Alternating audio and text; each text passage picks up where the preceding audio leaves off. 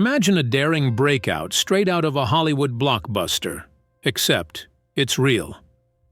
On a frigid night in March 1944, 76 Allied prisoners, trapped deep in Nazi territory, clawed their way to freedom through a secret tunnel beneath Stalag Luft III, a fortress-like POW camp. Masterminded by a relentless RAF officer, this wasn't just an escape, it was a middle finger to Hitler himself, dug with spoons, propped with bed slats, and cloaked in choir songs to fool the guards. Dubbed The Great Escape, it's the true WWII tale that inspired the Steve McQueen classic, minus the motorcycles, but packed with guts, grit, and a brutal twist.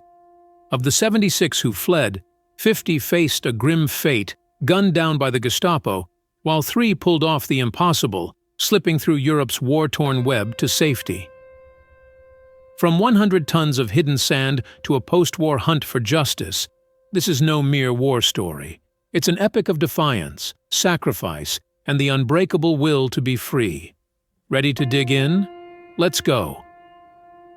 In the heart of World War II, as the Nazi war machine churned across Europe, a daring act of defiance unfolded on the night of March 24th to 25th, 1944, at Stalag Luft III, a Luftwaffe-run prisoner-of-war camp nestled in Silesia, eastern Germany, now part of Poland.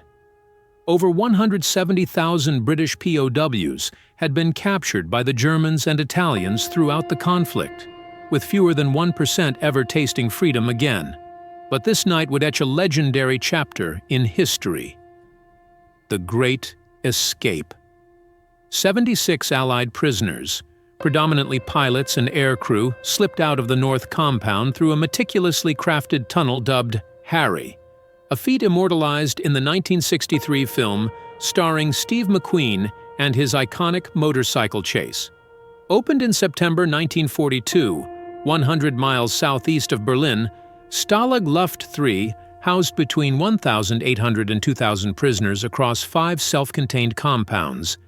Its North Compound, a mix of British, Commonwealth, and European officers, many notorious for their relentless escape attempts.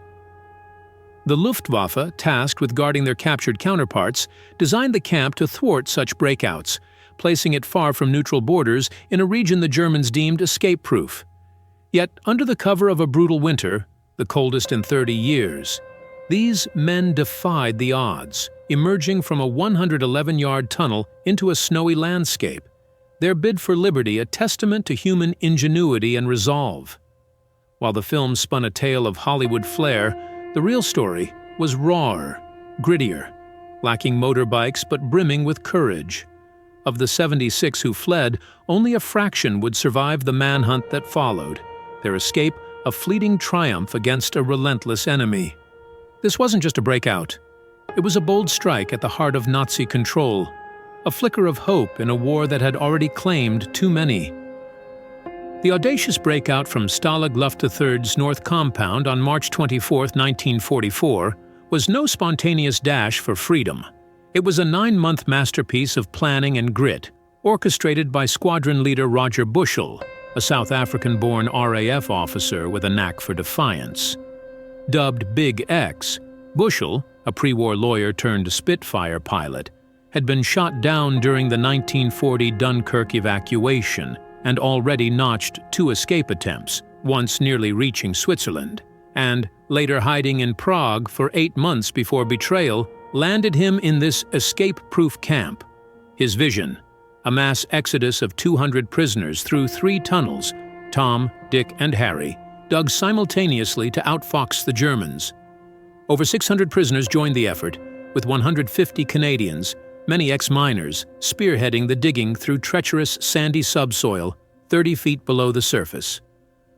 Tunnel Harry, stretching 111 yards, equivalent to a football field, emerged as the lifeline, its entrance hidden beneath a stove in Hut 104, kept blazing to deter nosy guards. The Germans weren't oblivious. They'd found 98 tunnels, camp-wide, including Tom in September 1943, and bolstered security with raised huts, seismic microphones, and vigilant patrols. Yet the prisoners countered with ingenuity.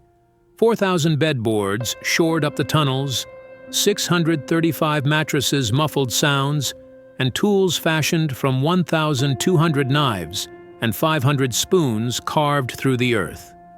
Red Cross contraband bribed guards for shovels and rope, while mutton fat from soup became candles, their wicks from pajama cords. Ventilation came via a pump built from bed parts and milk tins, designed by squadron leader Bob Nelson.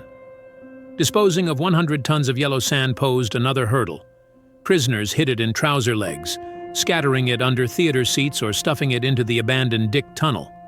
A choir, led by Johnny Dodge, sang near the fence to mask digging noises from the microphones.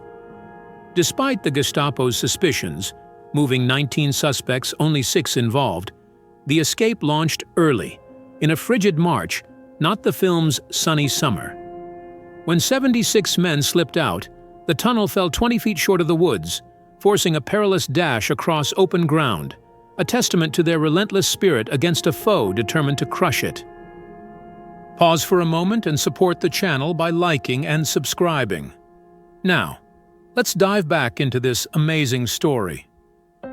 The 76 Allied prisoners who burst from Tunnel Harry on that frigid March night in 1944 faced a treacherous odyssey across Nazi-controlled Europe, their fates a mix of triumph, tragedy, and sheer resilience.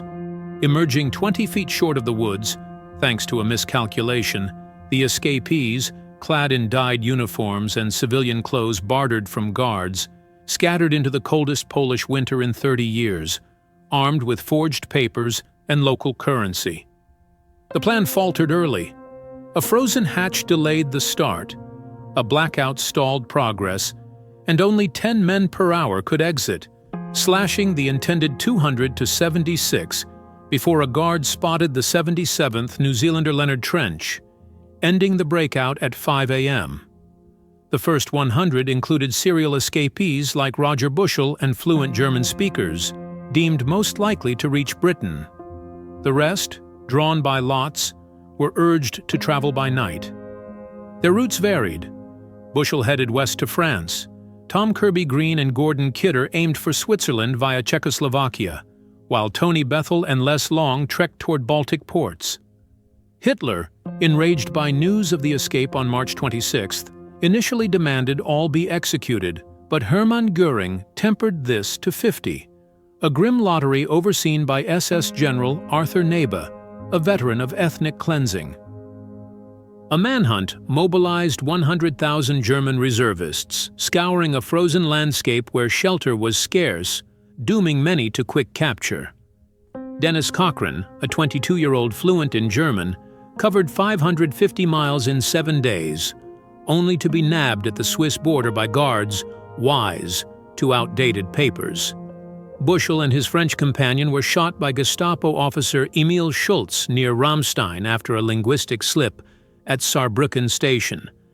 Kirby Green and Kidder fell near Austria, executed by the Gestapo, while Bethel was recaptured and long shot. Of the 7650 from 13 nations, half British, plus Canadians, Poles, Australians, and others, met a cold-blooded end, often in isolated killings, not the film's mass execution scene.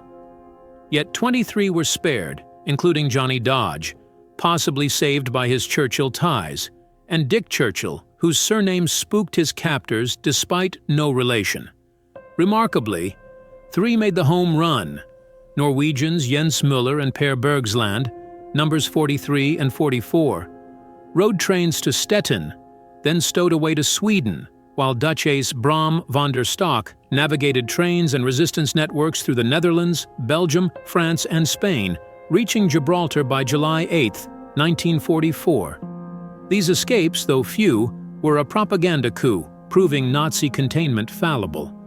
The 50 lost left a scar, their sacrifice etched in a memorial still standing in Poland, a silent tribute to a daring bid for freedom that defied the odds, even if only briefly. The aftermath of the Great Escape from Stalag Luft III rippled far beyond that icy March night in 1944, leaving a legacy of both heartbreak and retribution. Of the 76 escapees, 50 were executed by the Gestapo, a cold-blooded act that sparked outrage when confirmed in May 1944 via Swiss authorities and senior officer Herbert Massey, repatriated due to ill health. Foreign Secretary Anthony Eden denounced it in the House of Commons, vowing justice. A pledge fulfilled post-war by Frank McKenna, a former Blackpool policeman. Leading a relentless manhunt, McKenna's team tracked down 18 Gestapo officers involved in the killings. SS General Arthur Nebe, who'd chosen the 50, escaped Allied justice, executed by the Nazis for his role in the July 1944 plot against Hitler, but the rest faced trial. All 18 were convicted. 5 received prison terms from 10 years to life, while 13, including Emil Schultz, who shot Roger Bushell, were hanged, Schultz meeting his end in February 1948. The escape itself, the largest breakout of Allied aircrew in World War II, underscored the tenacity of the 170,000 British POWs captured by Germany and Italy. Only 1,200, less than 1%, ever made it home. The 3 who succeeded, Jens Müller, Per Bergsland, and Bram van der Stock, became symbols of defiance, their home runs a rare triumph amid the loss of 50 comrades from 13 nations. A memorial, erected by surviving POWs at the camp, stands today in Poland, honoring those executed, a somber reminder of their sacrifice. Though the escape didn't divert frontline German troops, reservists handled the manhunt, it bruised Nazi pride and boosted Allied morale. Van der Stock resumed fighting before war's end, later becoming a U.S. doctor, dying in 1993, while Dick Churchill, spared despite capture, lived to recount the tale in 2014. The Great Escape's true impact lay not just in its daring but in its cost, and the relentless pursuit of justice that followed, ensuring the 50 didn't die in vain, their story echoing as a testament to courage in the face of tyranny. This was just one of many incredible moments in history. Subscribe now and hit the bell icon so you never miss another one.